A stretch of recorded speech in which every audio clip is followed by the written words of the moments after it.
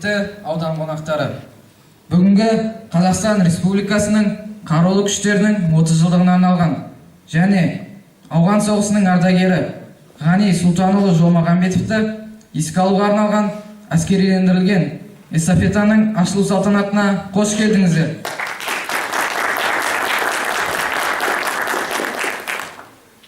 Бүгін біз ауылымыздың ұстазы, ауған соғысының ардагері және ауданымызға көп еңбегі сіңген Ғани Сұлтанұлы Жолмағанбетов жайында сөз қозғамақпыз.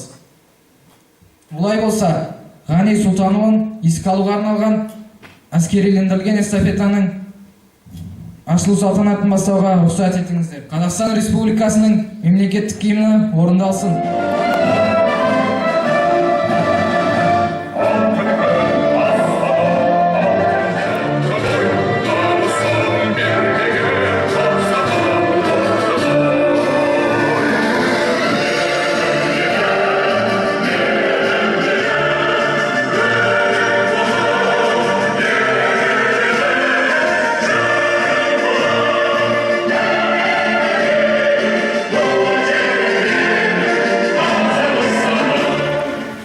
Аудандық турнирді ашу үшін сөз Мәртік аудандық білім бөлімінің басшысы Ашимов Нұржан Тоқтабайұлына және Саржара ауылдық округінің әкімі Мүлкаев Бақытжан Елімжанұлына беріледі.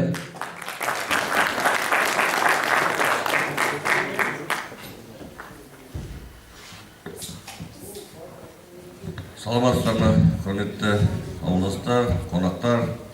Бүгінгі мынау іс-шара өздеріңіз білесіздер, Қазақстан қарулы күштерінің 30 жылдығы қарсаңында біздің ауылдасымыз, досымыз, өзің жерлестеріңіз, осы ағаларыңыз кезінде осы ауылға талай жастарды патриоттық тәрбиелеуге өз үлкен үлесін қосқан досымыз Жолмағанбетов Ғани Сұлтанұлын еске алу іс-шарасы өткізіп жатырмыз. Енді Ғани Сұлтанұлы өздеріңіз білесіздер, осы ортада өте бір сыйлы азамат болды. Біздің ауған соғысында алған үлкен жоғары мемлекеттік наградалары болды. Ол кісілер жайында көп әңгіме айтуға болады. Осы арада әріптестер отыр, бірге әскери қатарында болған азаматтар келіп отыр. Бәріңізге рахмет, осы досымызды еске алып іс-шараға келіп қатысып, өз үлестеріңізді қосып жатқаныңызға. Айтамыз, енді Ғаникенің жатқан жері жайлы болсын, топырағы торқа болсын, артында қалған балдары аман болып, ол кісінің көрмеген қызығын, қуанышын, сол балдары отбасы көрсін деп ария отыр, жолдасы. Сондықтан бәріңізге де рахметімізді айтамыз келгендеріңіз үшін, қатысып жатқандарыңыз үшін. Саламатсыздар ма, құрметті ауылдастар, құрметті қонақтар. Бүгінгі басталып жатқан шара, менің ойымша, ол ең біріншісі, ол тәрбие маңызы өте зор шара. Ғани Сұлтанұлы тарихи тұлға, ұстаз болған, ішкі істер бөлімінде қызмет еткен, қай жерде қызмет етсе де, қоғамда да ол өзінің өмірлік үлесімен әр азаматқа, осы ауылдың азаматтарына, менің ойымша, жақсы бір тәрбие көрсеткен. Кезінде Ғани Сұлтанұлы маған да сабақ берген, әріптес болдық, бірге қызмет еттік. Жақсы дос, өте жақсы бір аға ретінде оны білеміз, сыйлаймыз. Бүгінгі шара сәтті өтсін. Енді ұстаздық қызметте, менің ойымша, тек қана сабақта беретін тәрбие емес, барлық басқа да сабақтан тыс өмірде де беріп жатқан тәрбие де өте маңызды. Ұстаздың жеңісін шәкірт көрсетеді. Ғани Сұлтанұлының ұлдары да ұстаздық жолды таңдап тұр өмірде. Сондықтан менің ойымша, ол тағы да бір белгі, тағы да бір көрсеткіш марқұм Ғани Сұлтанұлының қандай тұлға болғанын ретінде. Бүгінгі жарыстарымыз жақсы, сәтті өтсін. Келген қонақтарға алғысымыз шексіз. Енді жеңіске мықтылар жетсін. Бүгінгі жарыста менің ойымша барлық қатысушылар жеңіске жетеді. Сәтті. Қазіргі залда отырған оқушыларымыз, мектеп бітіріп кеткен қаншама түлектер бар. Әрқайсысының жүрегінде Черный папа туралы аңыз бар. барлығы оны біледі, барлығы сонымен өскен. Сондықтан бүгінгі жарысымызды мына Ғани Сұлтанның құрметіне, естелігіне жақсы өткізейік. Сәттілік.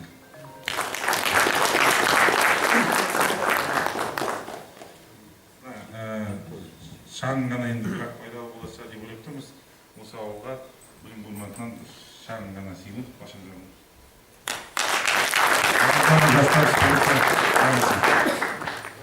Ауған соғыс кезінде өшпес ерліктің үлгісін көрсеткен жерлесіміз Ғани Сұлтанұлының ерлік тұлғасын бүгінгі күнге ұрпақ кеңінен таныту, насихаттау, оның халық алдындағы еңбегін бағалау, өнегеге толы өмірін үлгі ету, рухтың құрметтеу қасиетті парыз. Олай болса, сахна төріне аудан білім бөлімінің әдіскері Абдрахманов Ертош Маженшұлын шақырамыз.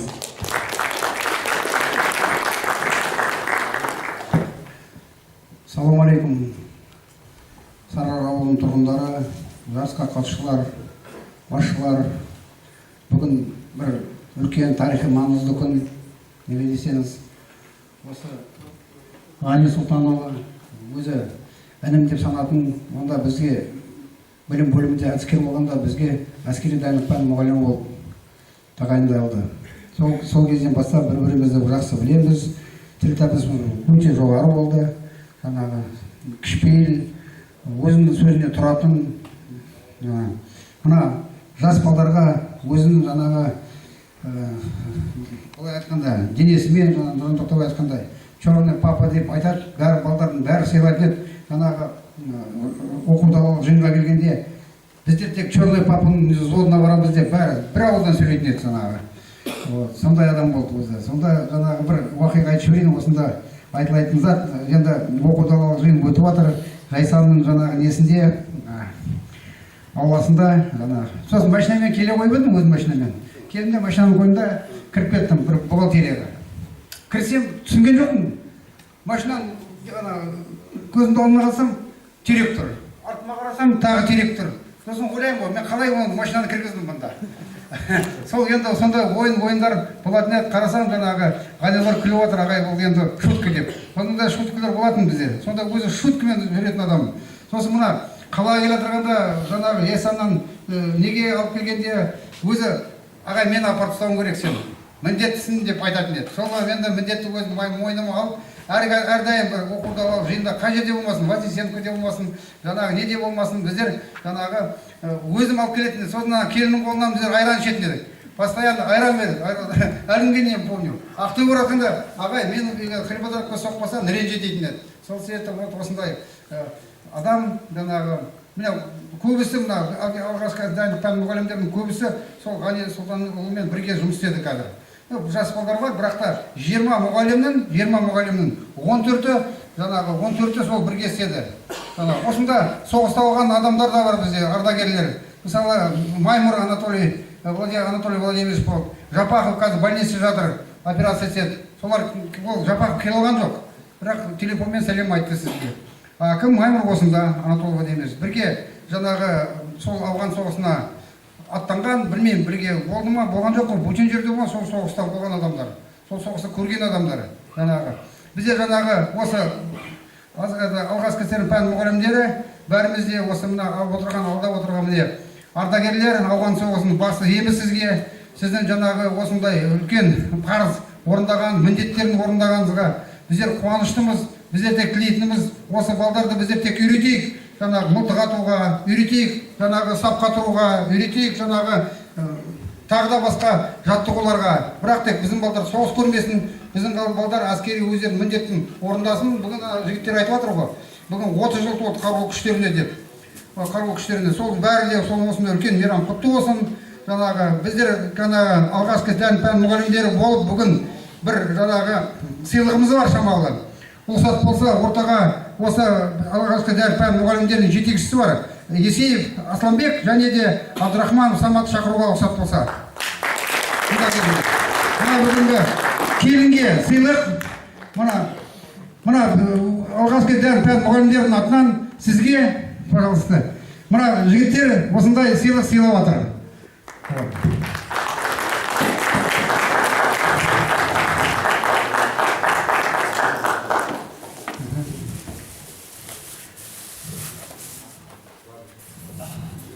мына ойлаймын өзі үйде ол керек заттар жаңағы өздерінің жаңағы бірақ үйдегі келіндермен бәрін согласовать етіп алған зат бар ғой. Ойлаймын жаңағы сыйлықтарың құтты болсын, әрдайым бүгінгі той мереке жетсін. Бәке, бүгінгі де жоғары деңгейге өткенімізде қуаныштымыз. Жаңағы өзіміздің жаңағы сала бойынша әскерилендірген эстафета Саржар орта мектебінде өтеді, және де осы Саржар ауылының футбольный жаңағы алаңында бізде шағын футбол өтеді. Сәттілік тілеймін бәріңізге. Бүгінгі тарихы маңызды кеш құтты болсын. Рахмет. Ендеше келесі сөз кезегі Ғани Сұлтанұлының әскерлік жолдасы Сатаев Рахат Жамбуловичке беріледі.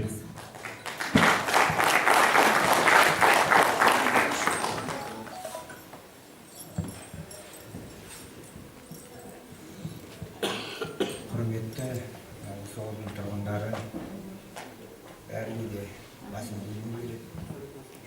Акиматтан да келіп отыр, білім бөлімінен келіп отыр. Ғани екеуміз бір ротта бірге үйге де бірге қайтып келгенбіз. Мына өмір, тағдыр дейді. Дара адам туады ғой. Соғыста жүргенде де еш уақытта бір жолдасын тастамаған. Әр уақытта да алда жүріп, біздер бірінші сотта отырып екенбіз. Әр уақытта да қалай айтамын, біздер алты қазақ түскен кезде орыстар келіп, біздің военмелкім жинап алғанбыз, алты қазақ военмелкім.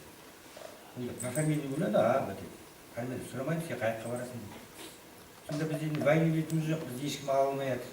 Артынан бір Ивакин татарин келіп, тақылдап келіп, алтауымызды жинап алып кеткен. Мына жастарға айтатын, соғыстың өзінде бізді бөлек сөйтіп жинап алып кетіп тұрған жігіттер.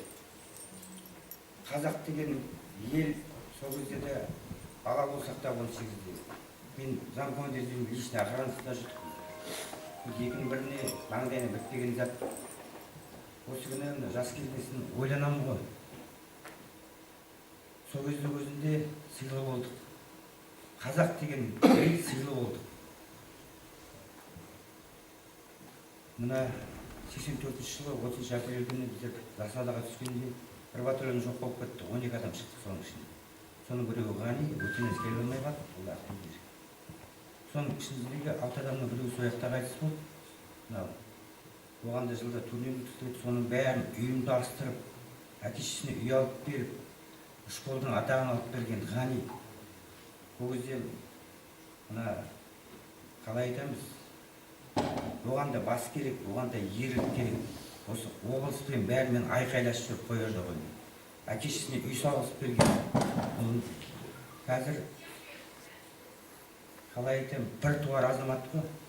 Біздер әлі өлгеннен кейін мадақтаймыз, сол кезде ешкім оны жақтырған жоқ, жасыратын жоқ. Мына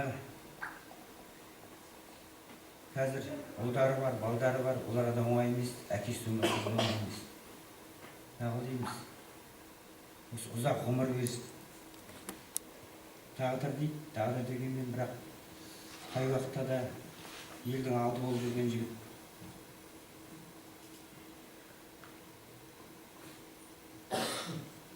Мына Сарбұлаққа келіп түскеннен кейін ауылға барғанда тірі жүрсем темір жол тартам дейтін еді. Сол кезде Құдай аузына салғызып тұр ғой. Темір жолды ол көрмей кетті. Бірақ әлі күнге дейін ойлаймын, сол кезде 84 жылы сентябрьдің ортасында келдік біздер майысқа келдік. Сонда айтады, тірі жүрсем осы жаққа темір жол саламын. Айтамын, өмірде бір туатын азамат қой. Оның көп заттарын айтсам, мынада ұзаққа созылып кетеді. Өмір бойы мен туған күніме келеді. Ақтөбеге туып оралды. Сол Мағаямен шаңырақ құрғанша жылда келетін. Екеуміз нағашы жиендеріміз бар, былай руласпыз ғой. Бірақ қазір мен есім алсам, өмірде Құдайға да жақсы адам керек дейді ғой. Сол әлде де жүре тұрғанда талай шаруа бітіретін талай жерде жарқырап жүретін жігіт қой. Баяғыдан осы союз құрылмай тұрғанда қазақ сөйлеп талай орыстар жындырылады. Тірі жүрсе нағыз осы заманның азаматы еді. Не айтайын, қалған өмірінің сол жақсылықтарын әке атқан ұлдарына, семьясына, қыздарына бақ үлкен берекет берсін. Ендеше Ғани Сұлтанұлының құрметіне 1 минут үнсіздік еске алып.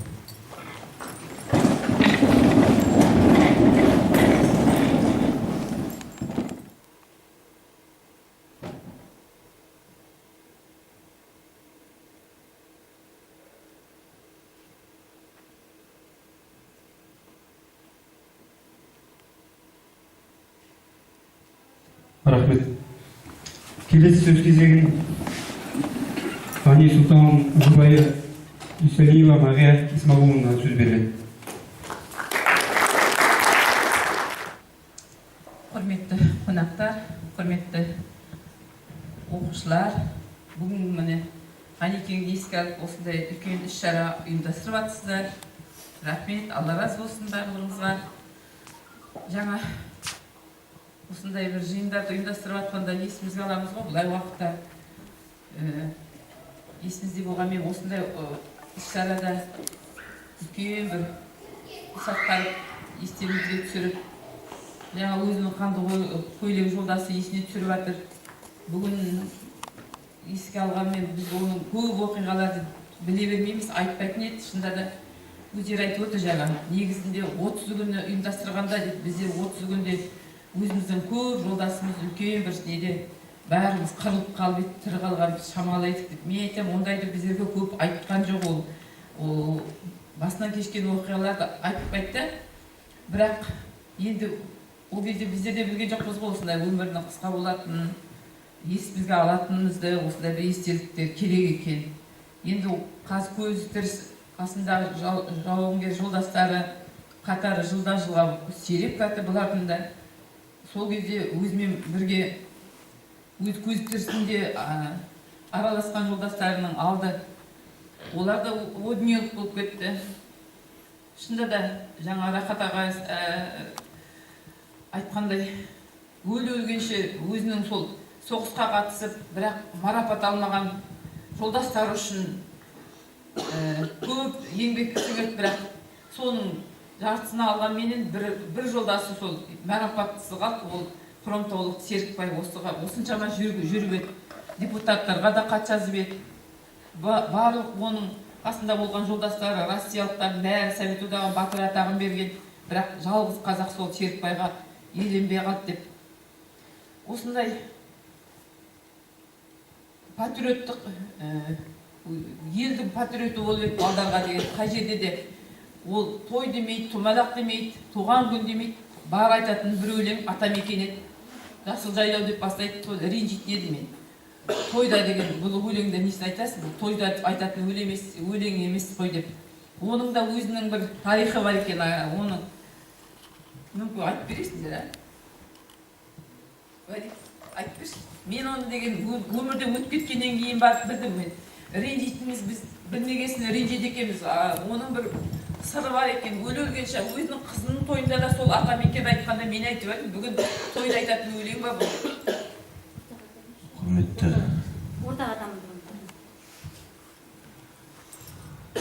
оқушылар, құрметті ардагерлер, Марту аудандық білім басқармасы, ауылдың әкімшілігі.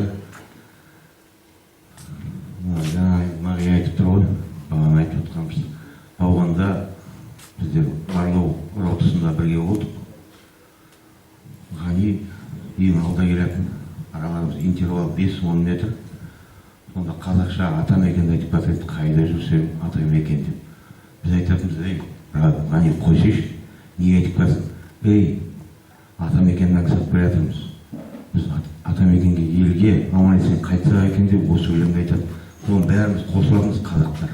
Рейдте келдік тауда. Үстімізде 25-30 келген ауған соғыстың ардагерлері біледі ғой, рейдте қалай болатын, үстіне қандай снаряжение ілінетін. Сол келіп айтқанда шаршап, біздер шамалы кішкентайлау болдық, ғани енді ірі болдық. 45 мешогын деп өзінің үстіндегі өзінің мешогы, менің мешогы, я болмаса рахаттың мешогы іліп алатын еді. Гранатометчик жігіттердің гранатометін іліп алатын еді. Сондай ірі тұлғалар жігіт еді. Жаңағы Атамекен дегенсін жаңағы айтқанбыз, ауғанда жүргенде де сол Атамекеннен қоймайтын еді. Орыс жігіттердің орыстар айтатын еді. Что за песня? Это мы про Родину, про Казахстан. Сол тарих.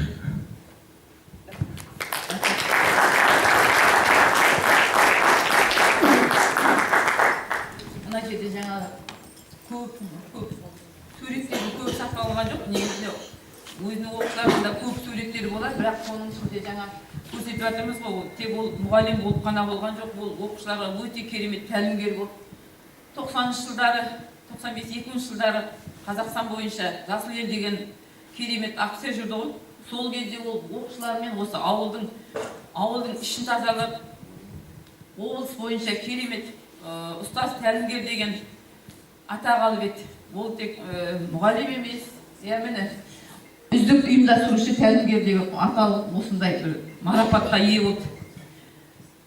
Жүрген жерінде оқушыларға сыйлы жаңа айтып жатырмын ғой, рақатты айтып жатыр. Мен айтсам, тек ауданның балдарына черный папа болып қалды ғой. Өзі қатты ауырып жатқан кезде де бір күні сабақтан келсем айтады, Мәкөн Маған деген жаңа оқушым, мына Мартөк ауданының бір орыс мектебінің бір оқушысы, ұлты орыс бала звондапты. Неғып бұл қайда десем, ол өзі әскери мамандық бітіріп, сол академия бітіргесін әскери борышын өтеп жүргендер осы ауылдан барған балдармен сұрап біліп, хлебодаркіден келдік дегеннен кейін, ана жақта черный папа бар ғой, барма, не істеп жатыр деп сұрағанда айтқан екен, ол кісі ауырып қалды деп. Сол телефонын алып, қайтып, Анекеңе звондап, черный папа, ауырып қалдың ба, бізден қандай көмек керек деп, солай сұрап жатырған екен. Мен айтам, өзіміздің ауылдың өзінің бауырлары емес, өзінің оқушылары емес, ауданның бір ауылының баласы, ұлты орыс болғанмен солай жан ашып, қандай көмек керек, ұйымдастырайық сізге, емдетейік сізді деп. Соны естіп, риза болып, қуанып, мен оқушылар сұрап жатыр, мені көмектесейік деп жатыр, мен бірақ айттым дейді, мен операциядан шықтым, көмегімді алдым, рахмет деп. Осындай бәрімізге де мұғалім болып жүрген, ұстаз болып жүрген азаматтар, азаматшалар бәріне де осындай абырой тілеймін. Алдымыздағы балдарымыз білімге құштар, салиқалы, елді қорғайтын патриот азамат болсын. Қай жерде жүрсе де жаңа елін тек көксейтін, елінің құрметі, елінің атағы, елінің даңқы сол балдарына да жұғысты болсын. Осы отырған балдар, еліміз тыныш, жұртымыз аман болсын. Қазіргі жер бетінде болып жатқан неше түрлі соғыстар біздерді айналып өтсін. Аспанымыз ашық болсын, осылай тек естелікте қалатын болсын, соғыс болмай. Бәріңізге рахмет. Бүгінгі жасқа келіп жатқандарыңызға сәттілік тілеймін. Алла разы болсын бәріңізге. Бүгін осындай бір іс-шараны барлығымыз жақсы етіп өткізуге атсалысайық. Қиындығы да, қызығы да жетерлік. Ең бастысы, жауапкершілігі жоғары мамандықтың бірі ұстаздық ету екені ақиқат. Ғани Сұлтанұлы ұстаздық жолда қажырлы, талмай еңбек етті. Сондықтан ағайдың білім алған оқушылардың баршасы да Ғани ұстаздарға борыштар деп ойлаймын. Ендеше Ғани Сұлтанұлының өз шәкірттерінің арнаған арнауына кезек беріледі.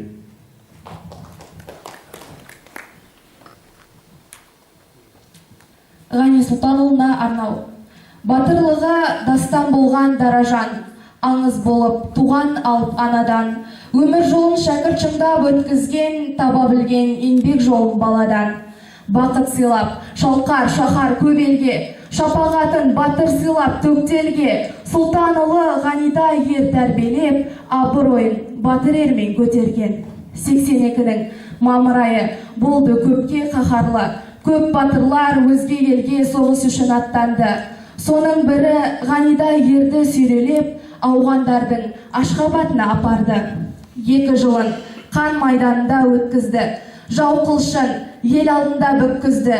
Ерге алып жауынгерлер тәрбиелеп, батырлықтың шапағатын төккізді. Ел есімі Ғани ағай болады. Батырлығы жүрекке жол табады. Мектептегі алғашқы әскери сабағы Сұлтанұлы Ғаниді еске салады. Өжеттіктің зор үлгісін көрсетіп, мәңгілікке ел есінде қалады. Саламатсыздар ма, құрметті ауылдастар? Мына кеше түнде өзіміздің председателіміз Аслан Балқасенов дейтін құрдасым және сол түрде звондап осы ауылда осындай Ғаниге арналған еске алу шаралары болады деді. Соған бейбіт барып деді. Сол тапсырыс бойынша келіп отыр. Менің өзімнің аты жөнім фамилия Бұқшықбаев, атым Бейбіт. Өзім 60 жылғымын. 79-ның декабрь айында кірдім ауған соғысына. Содан 81 жылы 26 июльде шықтым. Мен бұл жерде айта кетейін деп отқаным, мына қарулы әріптесім ғой енді Ғани. Сөзім ауыр болмасын. Сол кісіні еске алып, осындай шаралар жүргізіп отқан. Бұл жігіт өлмейді. Бұл жігіт осындай ауылдастар тұрғанда, осындай әкімшілік тұрғанда, осындай семьясы тұрғанда, әркімнің жүрегінде. Жүрегіндегі бар адам ол өлмейді. Ол есте қалады әрқашан. Мен бұл жерде сендердің бәріне рахметімді айтып келіп отыр. Міне Бәке, сізге де рахметімді айтып отыр. Осындай біздің қарулас әріптесімізді ұмытпай, соның еңбегін көрсетіп, соның істеген шараларын, соның істеген істерін, балдарға көрсеткен тәрбиелерін, өзінің есімен, соны еске алып, соны қайта не қылып атқандарыңызға көп рахмет айналайын. Мынау отан елден басталады, отан анадан басталады. Мен сол отанға қосқым келіп тұр, отан ұстаздан басталады. Осындай Ғани сияқты ұстаздар болған кезде қандай жас жігіт, қандай жас ұмытады өз отанын. Әрбір үйде өзінің мысалы 4-5 бала, 3-4 баласының еркелігін шаққа көтересің. Ал бұл ұстаздар мектепте бір класста жоқ дегенде 30 шақты бала болады. Сол 30 шақты баланың тілін тауып, соның еркелігін көтеріп, соларды оқытып, соларды тәрбие беру. Және осындай атақ. Бізде ауған соғысының ішінде 2 адам мен білетін. Біреуі қара майор атаққа ие болды. Міне екінші адам естіп тұрған Черный папа деген. Бірге талай Ақтөбеде нелерде кездесіп түрінен көріп тұрмын ғой, былай аты-жөнін ұмытып қалғанмен. Бірақ Черный папа деген атаққа ие болғанын естіген жоқ едім. Міне бүгін естіп отыр. Бір жағынан риза болып отыр. Өзімнің қаруласым сондай жарқын, сондай өмір сүргенде, сондай жаңа осы жерде әріптесі айтып отыр ғой, тірі кезінде бәріне жек көрінішек етті. Жоқ, жек көрінішек көргенменде оның жүрегі таза. Жүрегі таза болғасын, ондай адам жаман болмайды. Рахмет бәріне. Ондай еске алып, ұмытпай әріптесімді осындай іс-шара қабылдап отқандарыңызға, бүгінгі басталып жатқан іс-шараларыңа сәттілік тілеймін. Жастарға айтатыным, қай жерде жүрсеңдер де осындай ұстаздарыңды ұмытпаңдар, осындай ауылды ұмытпаңдар. Ауылдан ұшқан жерің, ұшқан ұяңды. Бәріне сәттілік тілеймін. Енді отбасына болмаған шығар, қайырым берсін. Андай әкесі тұрғанда балдарда не қылады ғой енді. Сол көрмеген қызықты сіз көріңіз. Бала шағасы бәрі аман болсын. Рахмет бәріңізге. Ертоза, сіздерді бүгінгі өтетін бағдарламамен кішігірім таныстырып өтеді. Рұқсат болса. Құрметті жақсы қатысушылар, қазіргі бағдарлама бойынша бізде спорттың әскери патриоттық жарысы 2 түрде өтеді. Бірінші тур әскерилерден эстафета. Ол өтетін жері Саржар орта мектебінің спорт алаңында. Міндетті төрешілер Ертоз Мажаяш және де Өмірбек Нұрхат. Және де әскерилер пән мұғалімдері. Екінші спорт түрі өтетіні Саржар ауылының футбол алаңында. Мұнда тек қатысатындар сол Саржар ауылының мектептері, Саржар мектебі оқушылар мұғалімдері, Хлебодар мектебі оқушылар және жастар. Осындай ұлы тұлға есімі ауылымызда ауданымызға кең танылған Ғани Сұлтанұлы туралы қанша сөз қозғасақ та орынды. Ендеше турнирді әрі қарай әскери спорттық жарыстармен жалғастырамыз. Баршаңызға сәттілік.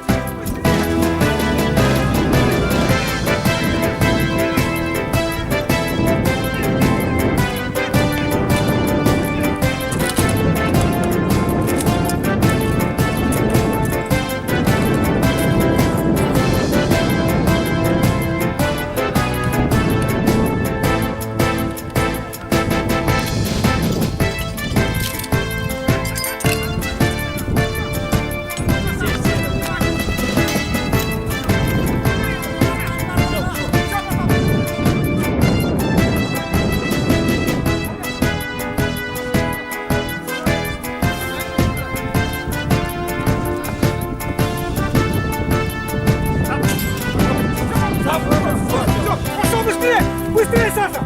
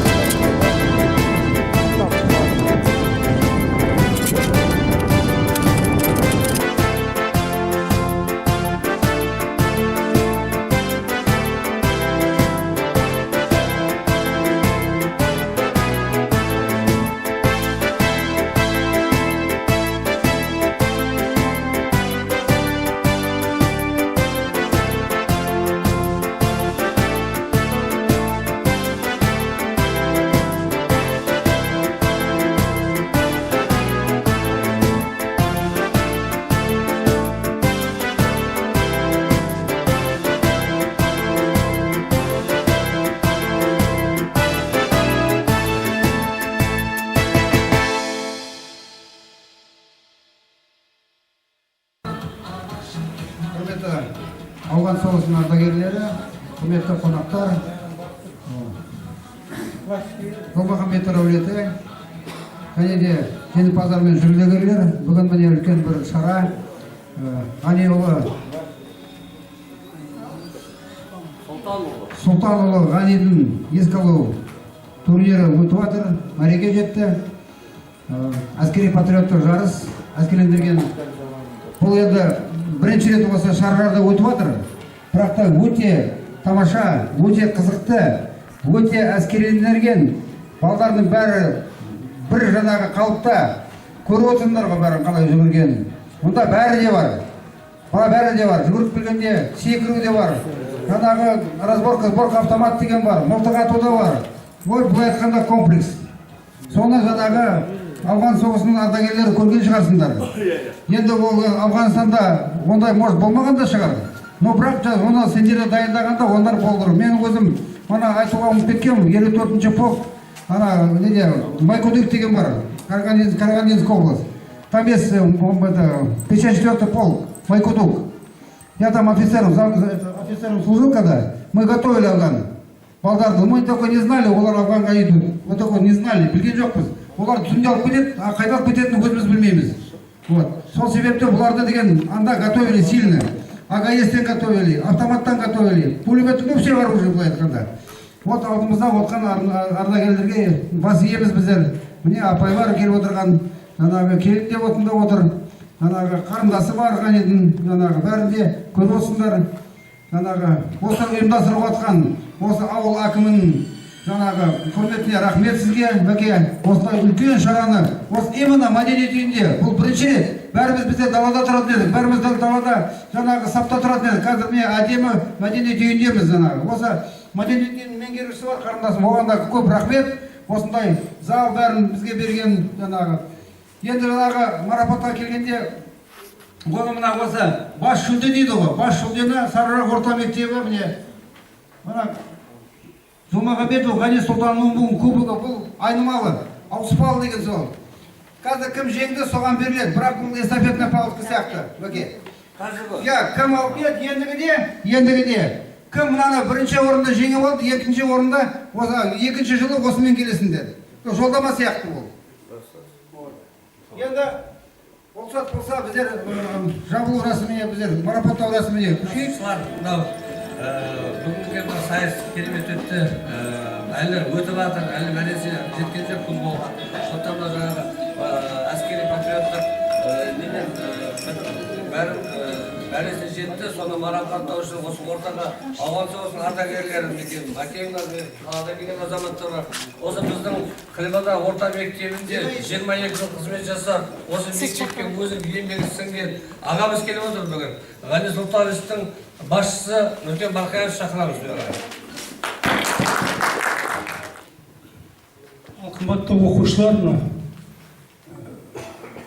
ауған соғысының ардагерлері, бүгін енді Хлебодаровка деймін, бүгінгі үйреншікті қазір Сарырақ ауылында үлкен бір патриоттық шара өтіп жатыр екен.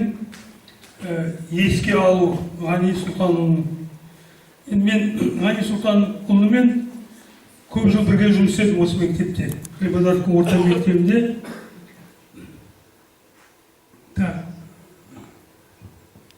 Енді бір бастап істеген кезде ол уақытта военный дело жүрген жоқ. Бір кезде жаңағы программадан алып тастаған болатын. Содан кейін қай жыл екенім есімде жоқ. Сол қайтадан программаға кірді.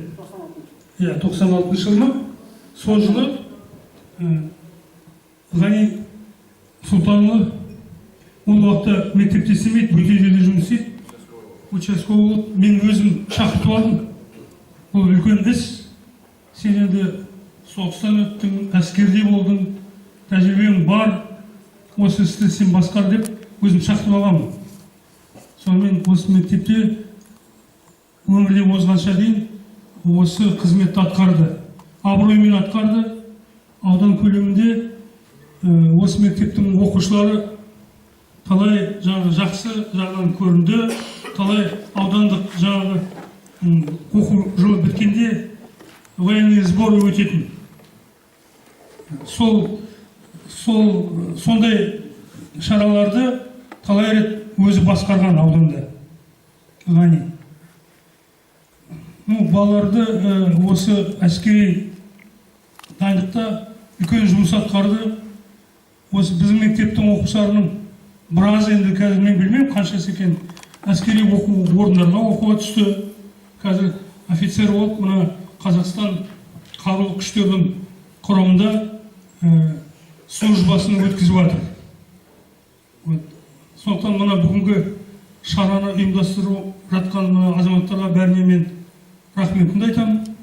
Өте бір керемет шара. Және бәрінде осы жерде отырған, алдымызда тұрған мына Қазақстан әскери қарулы күштер күнімен құттықтаймын. Енді бәріңізге енді өмірді жаңа бастап жатыр ғой мына оқушылар. Мектеп бітіреді, ертең оқуға түседі. Болашақта біздің елімізді қорғайтын азаматтар осы балалар болады. Бәріңізге ұзақ ғұмыр, мықты денсаулық тілеймін. Үлкен жетістіктерге жете беріңіздер. Бүгінгі шараларын жақсы өтті деп жатыр. Рахмет бәріңізге. Екі мектептің директоры шағыңыз сіздердің арқаңыз осы. Бүкіл ауыртпашылықты мен сізден, біздің ата-ағамыздікі ұйымдастыру. Бірақ мен осы төхіметтің бәрі сіздерден. Ильдар Бақтиярович, құрметті ардагерлер, ашылу жабылу рәсімінде, марапаттау рәсімінде 3-ші орынды иеленген команда марапатталады. 3-ші орында марапаттау Ғани Сұлтанның қарындасы Жұмағанбетова Зинаида Сұлтанқызына берілді. Марапатты ауыл азаматтары өздеріңіз ұсынарсыздар, мен тек тілегімді айтып кеткім келіп тұр. Ғанидың туған қарындасымын. Есімім Зинаида болады. Ғанидың еңбегі еленіп, бүгінгі күні сіздерге үлкен бір темір қазық ретінде көрсетіліп отыр екен. Бұған мыңда бір Аллаға шүкіршілік етемін. Ғани осындай бір тұлға болып, ел аузында жүретіндей тұлға болып қалыптасу үшін, ол ата мен әкенің отбасылық институттың үлкен тәрбиесін көрген адам. Одан қала берді, сіздер сияқты ұстаздың алдын көрді. Сіздер сияқты мектептің қабырғасында ол өте белсенді оқушы болды. Арамыз 4 жас. Өте белсенді оқушы болды.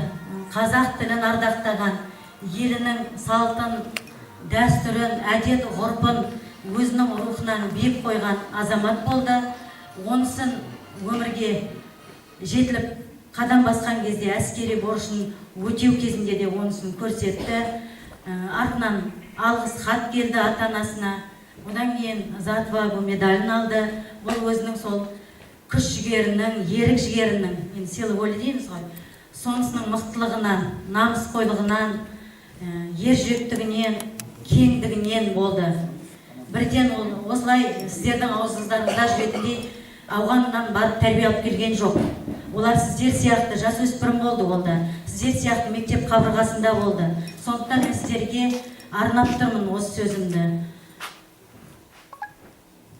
Ғанидың біз білмейтін күнәларын Алла кешірсін. Біз тек мына өмірдегі ғана жақсылықтарын айтып сіздерге үлгі қылып жатырмыз. Өте бауырға деген қамқор болды. Өзінен кейінгі қарындас екеуміз Орал педагогикалық институтында бірге оқыдық. Институттың қабырғасында да жүргенде ол қарап қалған жоқ. Өте жақсы, өзінің жақсы жағынан көрініп үлгі бола білді. Жалғыз маған емес, менің қасындағы құрбыларыма да үлгі болды. Қызға 40 жерден тыю дейді ғой. Ағасының қамқорлығын көріп өскен адамбыз біз. Сондықтан жігіттер сіздерге айтарым, қарындастарыңызға, апа-әпкелеріңізге қамқор болыңыздар. Еліңізге, қазақ тіліне қамқор болыңыздар. Ұлтымыз, мен өзім география пәнінің мұғалімімін. Сондықтан ұлтымыздың тілі бір өлген тілдер қатарында болмасын. Ғанидың алға қойған межесі сол еді. Ол өлеңді өте жақсы оқитын. Мұқағали Мақатаевтың, Мұхтар Шахановтың өлеңдері әлі күнге шейін құлағымда. Ол институтта жүргенде үлкен кештерді жүргізетін. Жай ғана солдат болған жоқ ол. Үлкен әріпті азамат болды. Қазақ халқының дінін, тілін, салт дәстүрін, әдет ғұрпын ұстанған сондай бір жақсы азамат болды. Оның үшін мен мақтанамын Ғанимен. Сіздерге көп-көп рахмет. Жасөспірімні бозбала шақта отырған, үстеріңізге әскери киім киіп, ел ертеңі болам деп отқан жастар, сіздерге соны арнағым келеді. Қанаттарыңыз талмасын, бұл жарыстың алды, өмір деген күрес. Сіздерге Аллах тағала сол рухы биік, үлкен бір тұлға болуды жазсын. Еліміздің ертеңі сіздердің қолдарыңызда. Аналық жүрегіммен, әпкелік жүрегіммен сіздерден тек қана тілерім осы ағалар салған сара жолды жақсы ұстанады деп сенемін. Рахмет көп-көп. Енді ел ағаларына, Саржал ауылының азаматтарына үлкен рахмет айтам. Жақтарыңыз жерге түспей жамандық көрмеңіздер. Осындай мақтанатындай, ауыз толтырып айтатындай азаматтарыңыз көп болсын. Рахмет көп-көп. 3-ші орын иеленген Вознесенко жалпы орта білім берім мектебі марапатталады. Жетекші.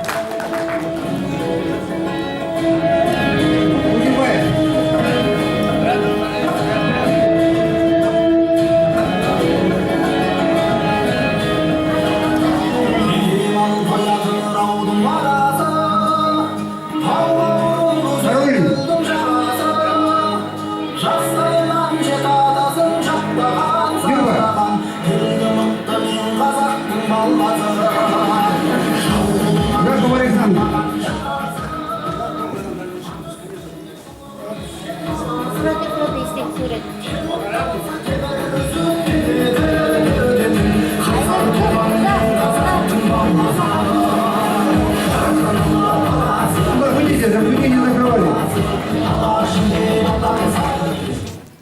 Екінші орынды иеленген жаңағы Қызылжар жалпы орта білім беру мектебі марапатталады.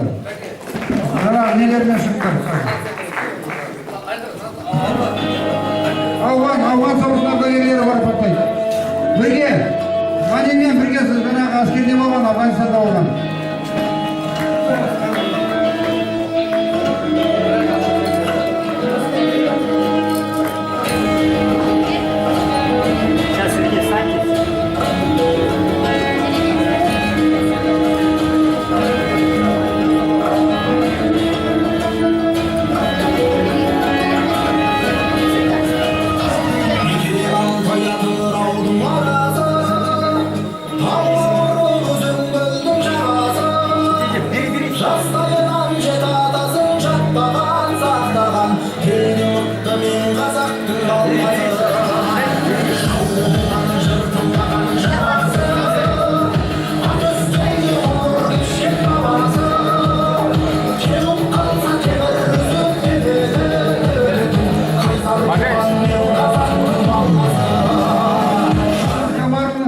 Радиковка жалпы орта білім беретін мектептің оқушылары шақырылады. Марапаттау Бақытжан Әлімғалиұлы осы Шаржар ауылының әкімі марапаттайды. Және Шаржар орта мектебінің директоры, Шипадар орта мектебінің директоры. Нағыз қазақтың ұлы.